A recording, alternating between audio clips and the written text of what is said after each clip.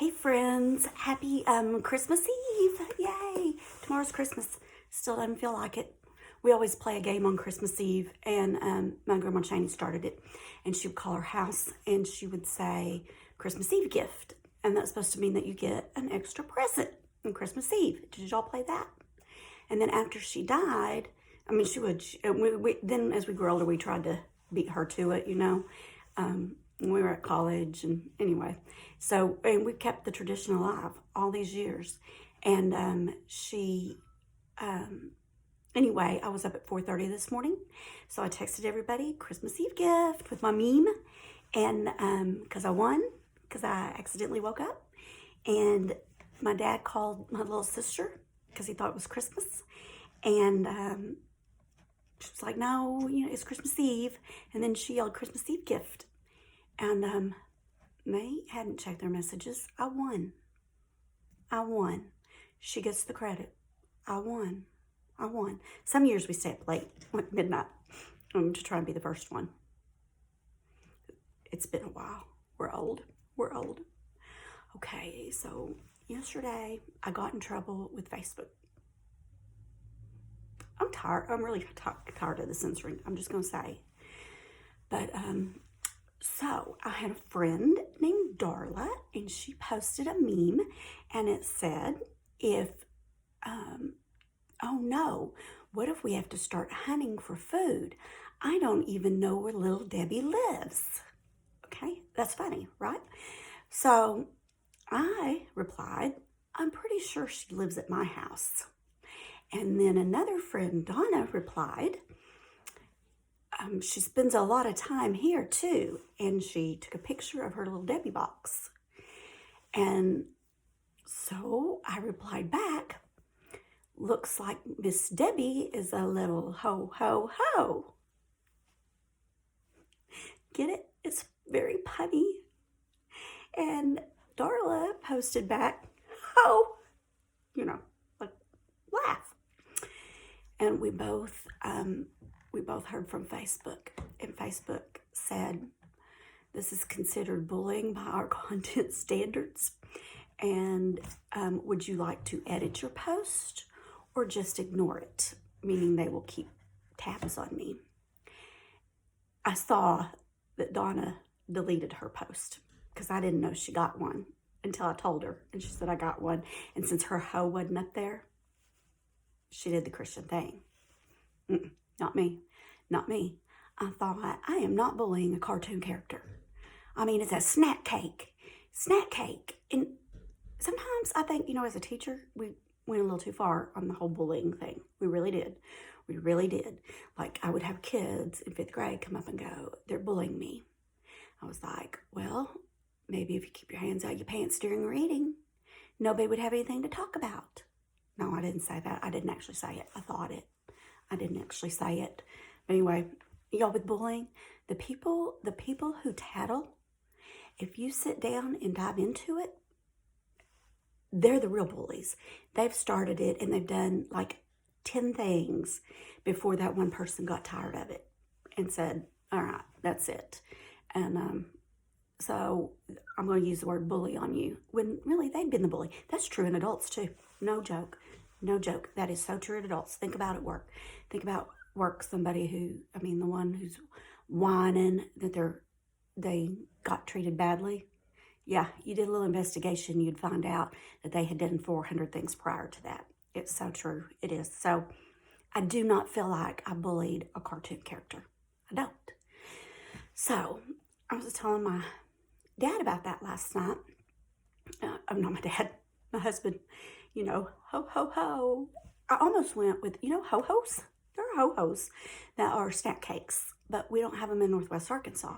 And so I thought, well, that might not be as funny. So I'm going to go with Santa since it's Christmas Eve, ho, ho, ho. Because that's punny. It's punny. And so before I went to bed, it took a hard left turn. It did. I thought, I'm just going to look up little Debbie. And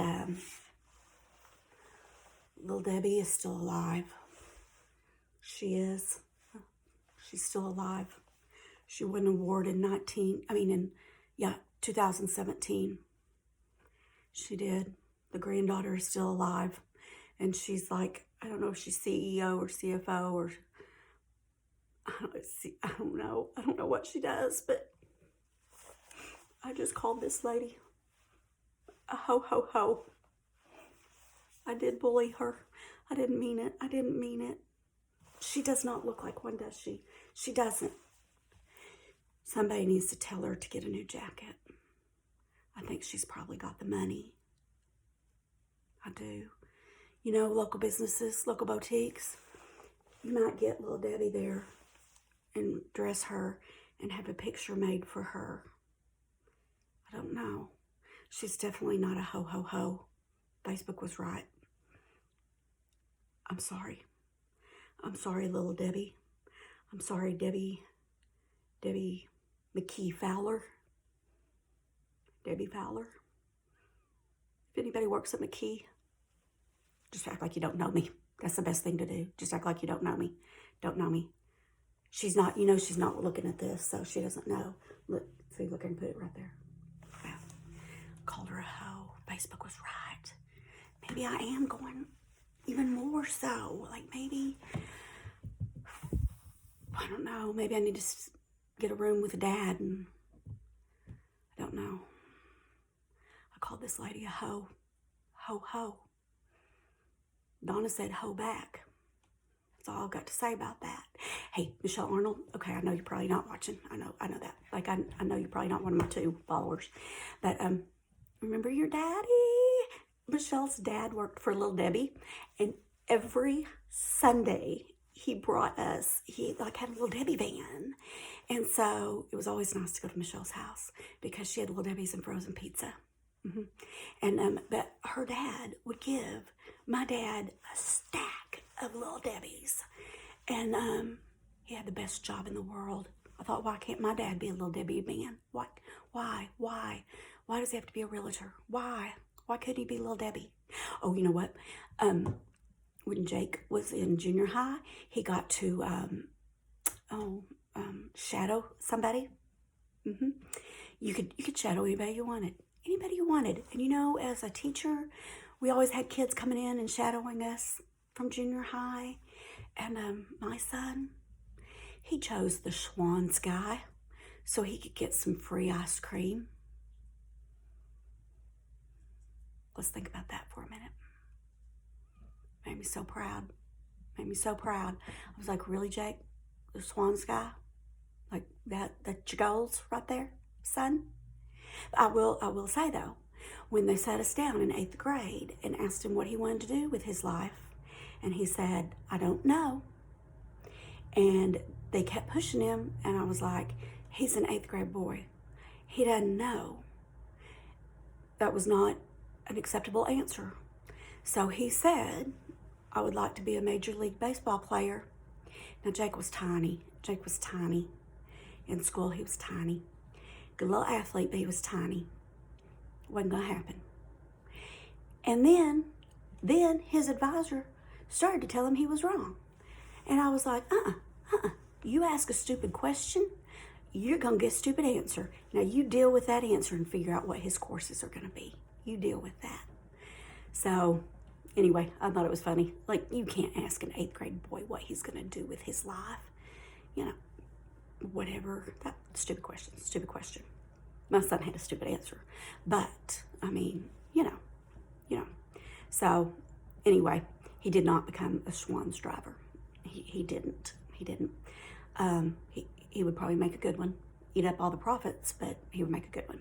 So, anyway, I'm kind of surprised that got flagged on Facebook. Are y'all? Like, I understand, when they do Jesus and they do Trump, okay, I'm gonna give him that. But ho, ho, ho, I mean, I was a little surprised by that. Country songs say way more than that. I love country songs, but, someone plays a country video on there, the suggestions are a whole lot worse. So, have y'all seen or heard, not see it, can't see it. I was traveling yesterday, And Toby Keith hit, no, it wasn't yesterday, it was the day before. But I was listening to the radio, and he has a version of We Three Kings. It's awful. It's awful. Toby, why you gotta do that to those kings? Why you gotta do that? Like, I was like, oh my gosh. And like, I was like pushing my thing to see who that was. Was it a joke? Worst rendition of We Three Kings I have ever heard. You know, sometimes I think people like Little Debbie and her jacket and Toby Keith and his We Three thing, you know, maybe you can get so much money that your friends don't tell you the truth anymore. Or they don't have sisters. Sisters tell you the truth. They do. Siblings are exhausting, but they're truthful. They keep you from wearing that shirt in public. You know what I mean? Like, they tell you, might cross the line. You better take that down, you know. Hey, speaking of We Three Kings, see my Three Kings. That's kind of been like, this year hadn't felt like Christmas at all to me. And I'm really kind of struggling. It's just Alyssa and Jake and Steve and I again. And not that they're not fun. They're fun. But we can't do like we're going to have a brunch, a big family brunch. We've done it for a couple of years. And we can't do our gingerbread contest. And we have a great trophy that I made. The gingerbread house, because they're no competition. They're not. I mean, Steve and I work well together. 28 years, man, we're a good team. We're a good team. You don't want to go up against us. Like, we listen to each other and we separate our duties and we do our duties. And when we need help, we say it. And then we step back and we let that person help. We don't tell them they're doing it wrong. And then we get back at it. And Eric and Haley, they're competition. Eric's competition. Like, they just quite haven't been married long enough. They need to listen to each other just a little bit better. But they're good because they're competitive. They are. Alyssa, she's creative, but she's got Jake on her team. She does. She chose that, so I don't feel sorry for her. I mean, when you married him, that was the gingerbread house maker you got. That's what you got. And it's your fault. You should be preparing for this all year long. And since you're not, it's your fault. And the problem with Jake is he doesn't listen. Like, he's not good. He's not creative. And he doesn't listen. And everybody else knows that his work is horrible. But he doesn't know that. He doesn't know that. And so they're never going to win. They're never going to win, so they're not really that much competition. Maybe we need to start putting everybody in a hat and drawing names, you know, to see like who gets teamed up together. Make it a little bit more fair. Because we're the best. Mr. Solons, he's got together. So anyway, y'all, when Jake was in school, they had this display. We were there for parent-teacher conferences, and it was everybody's colored picture outside. And he was in a kindergarten first split, and his school did like how smart you were according to your age and month. Well, Jake is really young for his grade. So he was in that class with the first graders who were almost a year older than him because their parents had just held him back a year, not because they were dumb, but just to make life easier. And then they had the first graders in there that were like 2 years older than him. So he was so young and so immature. He was like, you lied to me. You told me there would be snacks and sleeping and we could play house and, you know, Legos. He went straight to a first grade class. And he was horrible at art.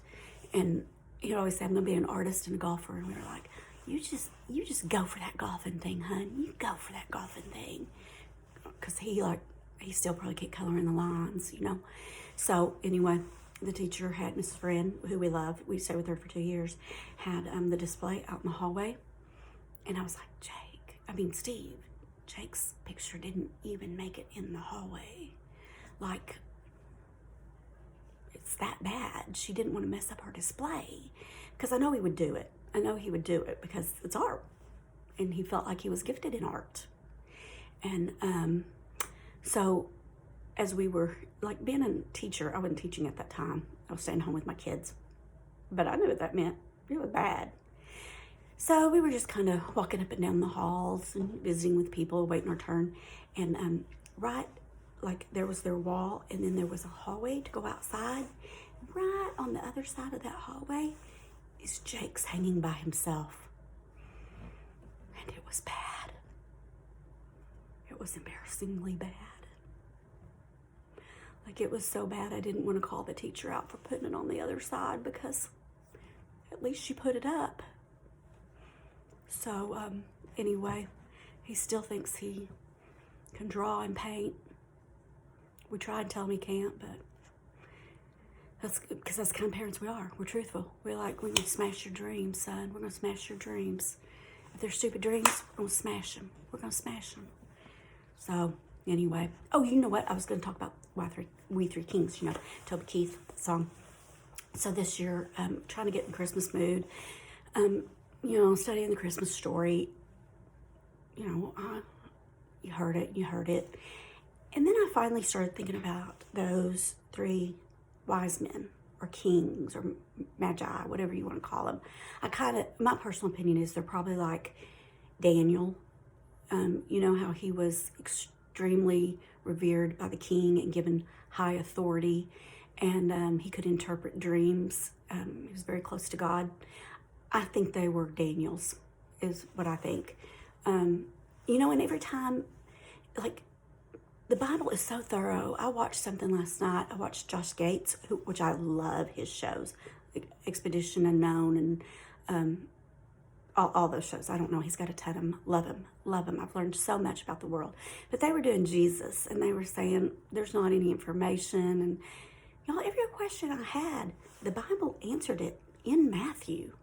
I didn't even have to go to the second, to Luke, to read about it. And they were saying that, it may not even be in Luke, but they were saying that only 2 Gospels say it. And so, you know, this whole thing may not even be true. The point about the Bible is that it was a compilation of narratives and letters and people documenting history. And most of them were lost during that time. And these are the letters that, and narratives and all that were saved and compiled together. And I believe divinely, you know, but as I watched that show and they were saying there's no evidence, every question I had about the 3 kings was answered in that scripture. So, you know, like, if you don't have faith and believe, you don't get it. God says there's a veil over their eyes, and there is, y'all. So, anyway, I was just thinking about those kings, and it doesn't mean that there's 3 of them. There could be up to 12. They don't know. They say 3 kings because of the frankincense, myrrh, and gold. And I was thinking about what it was like to be them. And I'm going to say, I focused these past week or 2 on those kings. And God is so good. He always brings you right back to what matters, which is Christ. Not the wise men. It was Christ. And that's why there's so little told about us, because we would focus on them instead of the King of Kings, the wise of wise, the giver of dreams. And so, you know, so anyway, I was just thinking, you know, they were out looking for a star. And we know that they were wise, and why I equate them to Daniel is because God had given them a dream telling them don't go back to Herod. And, you know, they were able to know the dream, interpret it, and follow it. So you know that they were God followers anyway. And to understand that that star of Bethlehem meant something more, I just believe that they were given dreams, and they were wise men because they were God men. And I think there probably weren't 3 of them. I don't know what a number would be, but I think that at first I was thinking, gosh, you know, these men packed up for 2 years. And it was enough that it drew Herod's attention. So you know they were noble, and you know they were powerful, and you know they were wealthy, and you know they came in large caravans. And we usually see them on camels, but they probably rode Arabian horses in actuality.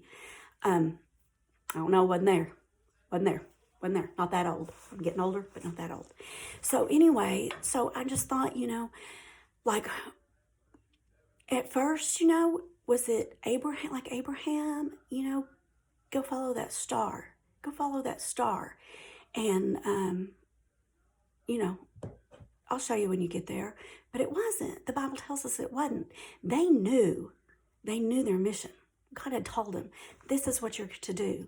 And when you get there, you're going to worship him. So they packed everything that they needed and they wanted, and they had their families and they had their servants and these huge caravans of we don't know how many men. But I would think if Daniel was going, he would have his own caravan. So I think each of these wise men had caravans of their own. So what a spectacle they must have been going for 2 years, probably under 2 years actually, to find this king.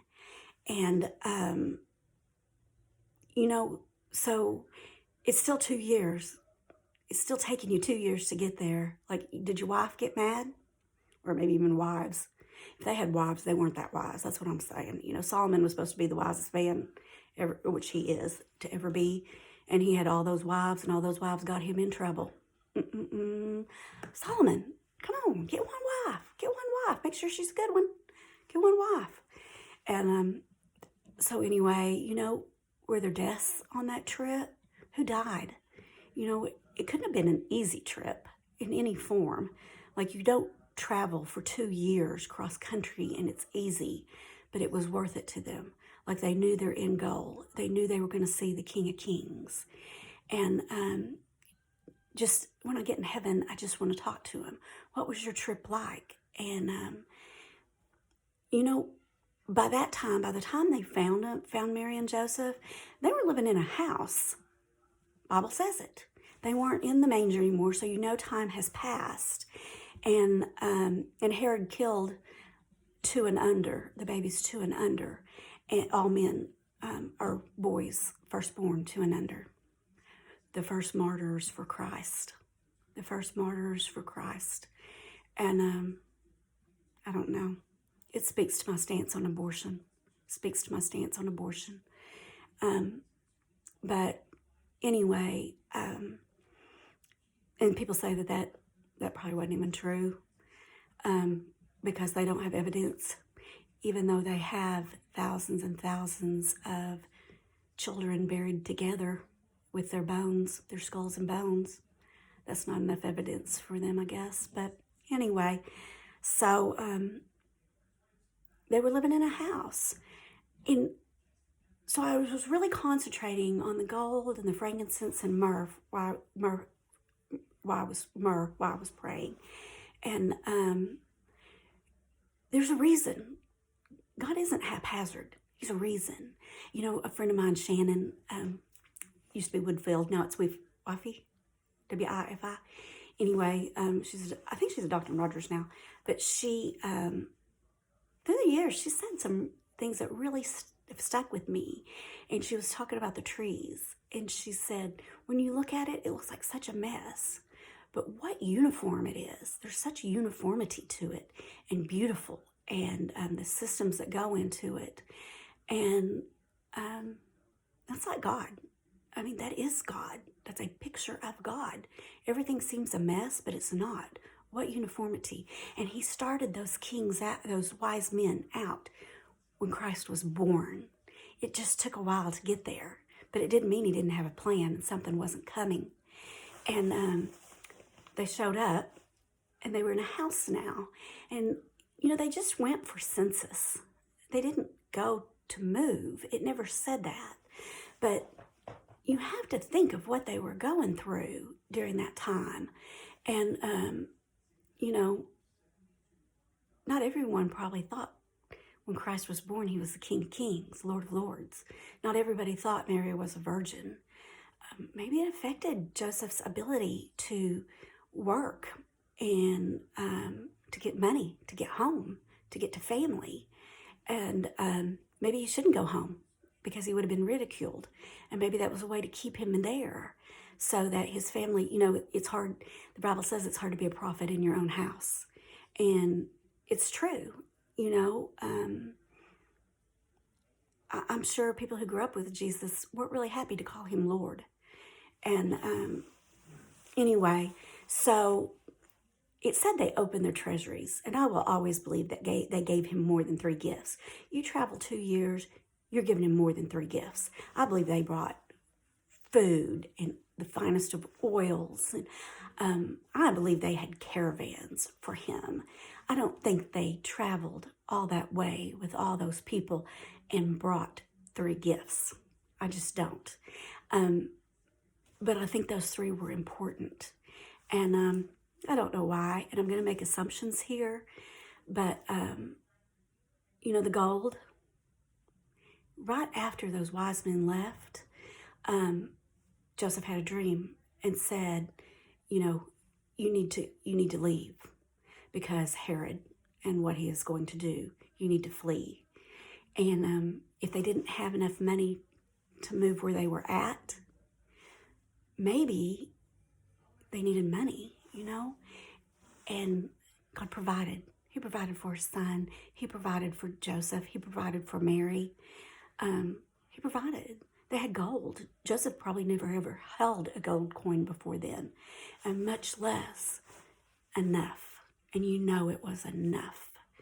And I wonder how long it supported them, and Jesus didn't take it with him. He gave, I don't know if they ran out, which I doubt it. I'm going to say Joseph was a pretty wise steward if God trusted him with the stewardship of his son. So I wonder if they were always cared for, and Joseph was a hardworking man and he still had a trade, but I'm just assuming business didn't come easy for him. And then myrrh was used in the burials. They put oil and spices on them. And I don't know if it was symbolic, of Christ's death to give them myrrh, or if they were allowed to use it for all of their family members and then finish it with Christ, So his gift was a gift for his death so that he had the finest of oils for them to go put on him. They didn't because he arose, but I wonder, I wonder if it was a foreshadowing for them, if they knew that was a funeral spice. And, Mary had a lot to ponder in her heart. And then frankincense. Frankincense was a luxury then. And they say, it was meant as honor. But maybe it was honor to Mary. Maybe it was for her, a luxury for her that she probably wouldn't have ever had in her life. And so I don't know, just thinking about what the gifts were, and that's just been sweet for me for some reason in this time of gifting and being together, and the possibilities with those gifts. And like I said, I believe they got more than that. I believe that their house was full of food and wine and what they needed. And I don't think that they lived a rich life by any means. I think God provided. And then lastly, like when the wise men made it, they made it. And they saw Jesus. And it says they worshiped. They left 2 years ago to worship the newborn King. And it says they followed through. They followed through and they worshiped him. What was Jesus doing? Being a new grandmother, was Jesus majestic and royal and accepting of that worship, even as a toddler, Or was he laughing and playful and coming up to them and cupping cupping his hands and hugging them? And was he a toddler? You know, in joy with them? Were they singing? And was he clapping to their singing as a toddler would? Like, what was it like to worship with Jesus as a baby? And to see Mary and Joseph, see them worshiping her son and their son. And what was that worship like? What was it like? You know, there's lots of books of the Bible. Some say that Jesus came out talking, and he could talk really early. And, you know, I don't know. He's the Son of God. Guess he could do whatever he want. He was also flesh, but he could do miracles. So I don't know. Maybe he talked to them. Maybe he taught the wise men. I don't know. I'm not going to close that door. Jesus can do whatever he wants to in my book. You know, it doesn't matter what I believe. There's truth. So anyway, but just to be a wise man, what was it like to worship Jesus? You know, what did he do? What did he do? And then finally, the trip home. Like 2 long years, right? And you've done it. You did what God asked you to do. And then you went home. Were you elated? You know, were you, because you know, everybody that saw him coming, they said, we're going to worship the new king. I mean, they told Herod that, you know. On the way home, you know, they said, we saw the new king. They had to have. So what'd they say? And was there a letdown? You know, like sometimes after a spiritual high and we've done what God asked, and there's a period of rest. And even though they were moving at their time, they were a period of rest because they weren't back to work yet. And what'd it feel like? What'd it feel like knowing that the most important journey of your entire life had been completed? And I know why we need eternity. There's so many people I want to talk to. And ask questions. And, you know, 3 kings are on my list, even though I think it's going to be more than that. And wise men, they say it could be up to, you know, a dozen. I think 7's a good round number in the Bible. I don't know. So it's 3. 3's a spiritual number too. So I don't know. It doesn't matter. But I found Christ in Christmas this year. I found him through it. And where I started when I was thinking about the 3 kings and where I ended up was worshiping Christ and worshiping that baby that died on the cross for me. And my children and my grandchildren, and God willing, my great-grandchildren. And God always brings it back to Christ. He always brings it back to Christ.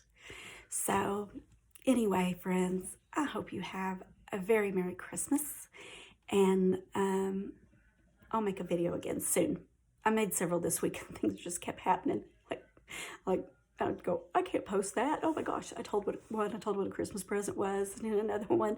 I've been losing weight slowly, so you probably can't tell, but my shirt was too big. My girls were out. So anyway, I don't know when the next one will post, but have a Merry Christmas, and thank you for being my friend. Thank you.